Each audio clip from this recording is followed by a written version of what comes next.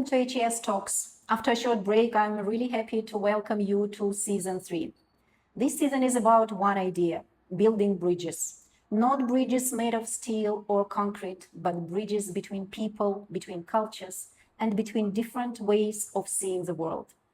We often hear that the world is becoming more divided. Different countries, different cultures, different beliefs. And yet, we've never been more connected. We can speak to someone on the other side of the planet in seconds. We travel more, we work with people from completely different backgrounds. So maybe the more interesting question isn't what divides us, but what still brings us together. That's exactly why I wanted to dedicate this season to conversations that build understanding across cultures. And I can't think of a better person to begin this journey with. Our guest today is Madish Parikh, the founding director of the BRICS Youth Alliance. For those who may not be familiar, BRICS began as a partnership between Brazil, Russia, India, China, and South Africa, and today it has grown into a broader platform for cooperation among emerging economies.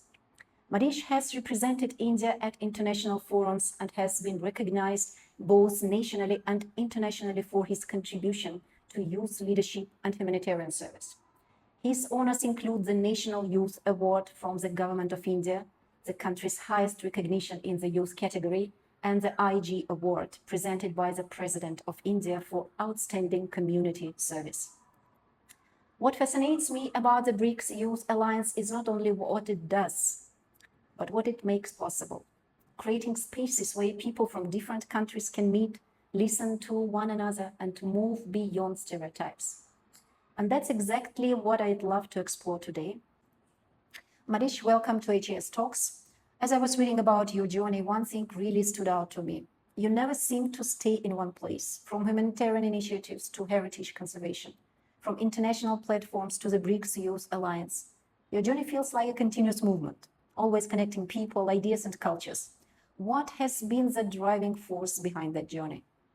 Very interesting question, which Yes, which, personal. Let's start with this which, very important. which takes me on a time travel and takes me Yeah, back to my let's college do it. days while I was in my university. It all started during my student life, and I had the opportunity to volunteer on my campus. And that gave me a great feeling of satisfaction that I'm able to help, be of help. And not just that, it also gave me a possibility to engage more young people around me. We all think the same. And I believe that if we are as a collective of young people, then we can do great impact together. So I think this was a thought that collective of young people can bring a lot of transformation if we all desire to. So this was the thought. So it all May I started just, with this. yes, pause because this you mentioned two very important things that I really want to highlight about transformation, cooperation, and impact. This is wow, really, because you see, this is what I really I'm fascinated in young people today, that they have this mindset, because these two things, they are very important: transformation and cooperation. So it all started, that led to me establishing an organization, which is now India's one of the largest youth volunteering platforms, that we call Elixir Foundation. And slowly and gradually, eventually, I realized that the subject matters are not just limited to India or my country, because today a lot of things are intervened. Like any impacts globally have results and impacts here in our own country. So I decided to also understand how global issues work, how the global youth organizations function.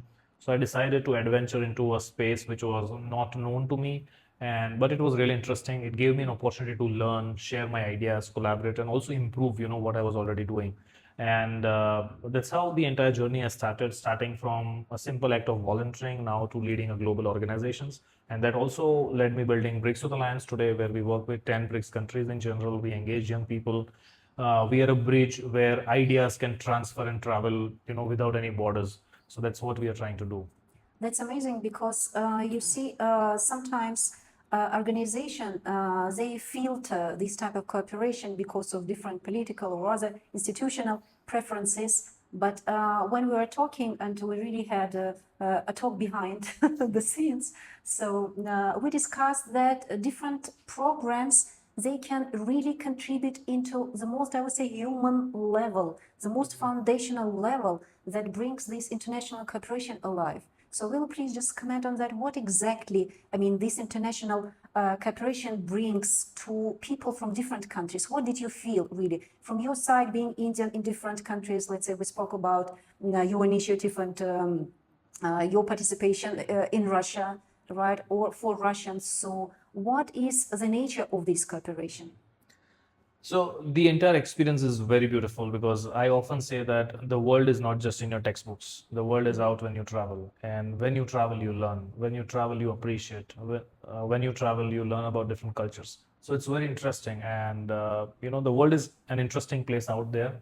So from my personal travels, I've learned a lot. I have got so much exposure. I've learned about the different kind of diversity that we bring on the table, and when we participate in international forums and programs, and when we organize, it's a very beautiful experience because you cannot travel the entire world on your own in one time. So, but these programs and opportunities bring different young people of different nationalities on a common platform. So the world is at one place, while these young people are there. And it is so interesting that how differently people think. But then all of them share a common goal. They want to do something great. They want to be a leader. They all have dreams. They all have aspirations. So this is one thing in common. But the way how they achieve is different. The way how they put their efforts is different. But then there is always a learning session. And while we start working on these initiatives, we have realized that such programs are really, really important because we just don't work with young people, but we also work with children. I would like to share an example how beautiful things can be from such programs. So such programs may not have very near tangible outcomes, but these are intangible outcomes that you can see over a period of time, maybe after 15 years, after 20 years. Imagine a child participating in such a cultural program today where they interact with some children and young people from different nationalities. Now, it's so interesting for a child from India to connect with a child from Venezuela, from Peru, from Argentina, Russia, and different nationalities. Now, when they are children, they do not have any intent to gain something. They always have an intent to give and share, and they're always Yes, that's playful. true. And they make friendships, and these friendships are real because the Absolutely, friendships yeah. which you make in your childhood will always stay forever. Yes, yes, The yes, because they friendships, are just unfiltered, I would yes, say. they're unfiltered. And the friendships that are made in adulthood, most of the times, not all, most of the times, they have one reason, why you're making Absolutely, friends. yes. So the intentions are very pure when they're child. So now they see how beautiful the process is. They make friends from around the world. And now they have an impression of and an image of a country because they are the first children ambassadors of that country to that particular child. And now imagine this child is growing as a young leader of tomorrow and he takes up a position maybe in the government or in diplomacy. Now, this person will always have a great feeling about that country. So, imagine if we are raising our children Yeah. who are friends with different nationalities from the childhood, they will always see the world as one.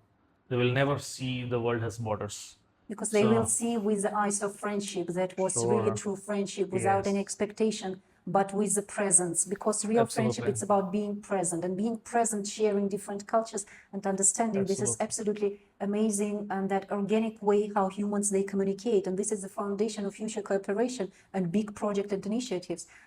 You are not just connecting different initiatives, you are connecting at a very, I would say, human level as humans, because not as representatives of the countries. And I really like that because you see, sometimes all cultural exchanges, they are mostly about, you see, kind of, I don't know, national food, some costume or something like that, kind of artificial. But what you are talking right now, you are talking about really human values that will grow with the child, with children, to their adulthood, and then Yeah. it can be that transforming, driving force that will lead the humanity. That's why this kind of programs, because actually you have many programs, right? Because we Yeah. discussed, even if you can just name, they're really amazing. They touch different aspects, and it's Sure. really Sure. fascinating. And actually, one of my question you answered already, and one of my questions was about this tension, because sometimes when people come, they have different understanding, and the first meeting, it can become a kind of Sure. space where tension is created, because different languages, different way of understanding, some stereotypes Sure. Sure. we inherit right Yeah. from our Yeah. parents, our cultures. We expect something, but then you create a space where this natural collaboration and communication can happen. So, and this is really amazing because connecting cultures, it's also connecting what really is human in these cultures. And it becomes one connecting. So this is the bridge that connects us. Not just countries as separate countries, but as humans that live on our planet Earth. One question I would like to ask, because one of the initiative that really caught my attention, the name of that, BRICS Alliance has educational expedition. Why expedition? Why not summit? Why not conference? Why expedition? What did you expect from youth? I mean, to discover, because usually expedition is about discovering, about moving, about perhaps transforming, because this is, so why expedition? Sure. So the young people of today are more adventurous. Yes. So conferences and seminars are too boring and for the old people actually. So expedition is something which gives a thrill, and then BRICS is very interesting, evolving in this scenario of multipolar world, and everyone is eyeing on it. And BRICS Youth Alliance, of course, as an organization, we believe on shared cooperation. So we decided to launch a very unique program, and this was the first in the world, first program in the BRICS framework when Russia had its presidency. We were cooperating with the BRICS Project Office in Russia. And during this, we had multiple rounds of discussion that what should we do, because the ultimate goal of organizing this program was to introduce BRICS to young people and how they can be active players, who can bring in new energy, new vision, shared ideas. They can work on common projects between different countries in the BRICS. And that's how we decided, let's call it a BRICS educational expedition, because they will be going on an adventure ride for 3 days while they are engaged. Okay, so this is the format. Interesting. Yeah. And you will be happy to know that more than 2,000 applications were received after we opened this program, and we shortlisted 100 young people who were great leaders in different fields from 17 states of the country, and they all came to Ahmedabad. We hosted it in the city. So That's great. yeah. And then a lot of young people out there, they are doing great. One of the examples is seated in this room, who was a part of the BRICS Educational Expedition, and now she's the Director of Operations at BRICS of Alliance. So we That's have great. such living examples of leaders who chose a unique path from this expedition. So Because these BRICS, are- so BRICS is also about intergovernmental operations and intergovernmental relations. But at BRICS with Alliance, what we are trying to do is bring cooperation at a humanity level, where we are trying Absolutely to amazing. engage young people. Yeah. They take the relationship forward in a different way, where they work together, where they collaborate, where they learn together, and they solve issues together for everyone. Yes, this is actually the skills we really need nowadays. And I would just ask one question, not as a prediction, I would say, but as a vision. If you could just imagine world 2050, from your perspective, with your experience, with communicating with different cultures, with different institutions at different levels, which world do you see? Not as a prediction, as a dream, as a vision, I would say, because this is the most important part. So my dream is quite very simple, which everyone wants. We all want a better world. So every day, and which is more human in every possible way, because we are humans. There is one common language which we all should know. It's humanity. Maybe we speak different languages, but one language of heart, which is humanity. We all should be speaking this language more often to each other. So That's amazing. It's absolutely. But my question is, now I'm coming as a, you see, impact-oriented person, and how should we transform in order to perhaps to learn this language of heart, to learn this language of humanity? What is your solution? Because I think you have so many solutions. You are already doing many. So I think the right way to start this is with children, because I think, whatever future we're discussing, you're discussing about 2050, who will be in 2050? Maybe we retire after a few years, but then You will see this future. sure, of course we will see the future, but then we will be sitting, but who will be the active players? Yeah. Who will be defining the moment of future? It will be the children of today who will be defining how 2050 will look like. We will be just seated on a seat and watching it like a movie. But then if you want the actors of tomorrow who will shape 2050, it's very important that we act now. This is the moment. And it's not just about education that we give in the school about technology, different learnings which they memorize. It's about we have to teach them how to be more human, how to essentially look at a problem with a human eye, with a human lens. It's not always about solving something, you know. It's you also need to go to the core essential, why you even exist. So I think humans have forgotten why they exist on this planet. Sometimes you Not sometimes. Right now, I think that I'm trying to be kinder in this. Yeah. we really need to remember what Yeah. does it mean to be human, and perhaps Absolutely. we need to relearn what does We it need to mean to be. unlearn. We need to unlearn We need to unlearn. because we have learned so many wrong things. Absolutely. Yeah, and then you know we have lost our touch with nature. Remember, like how often do you connect your foot with the soil? You don't do it often. We are always in our shoes. We are always in our homes. These are urban jails. You Yeah. know, like Or how often do you look yeah, at the sky? for sure. There are no places for children to play now. You know, there are no places for children to grow.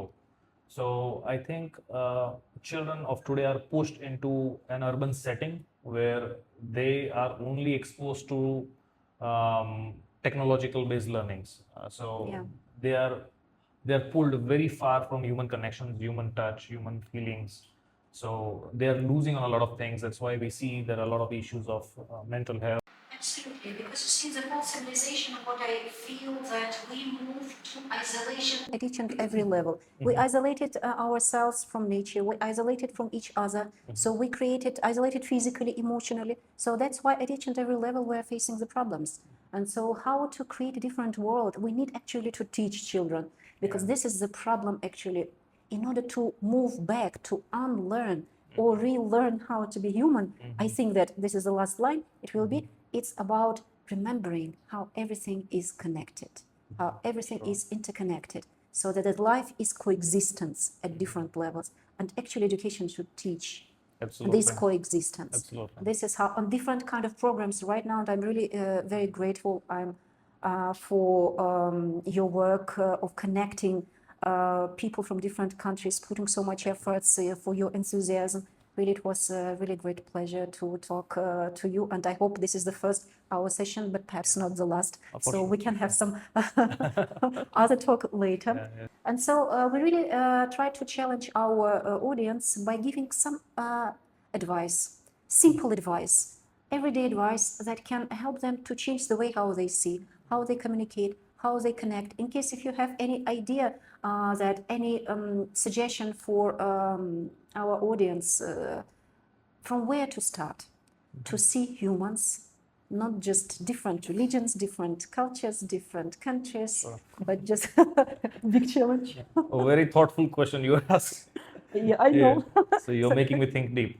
So But it can be just very simple one. sure, Very it's simple one. so sometimes we think it very complex. So but then the answer is very simple. If you want to see this kind of change, I think you should start with your own heart.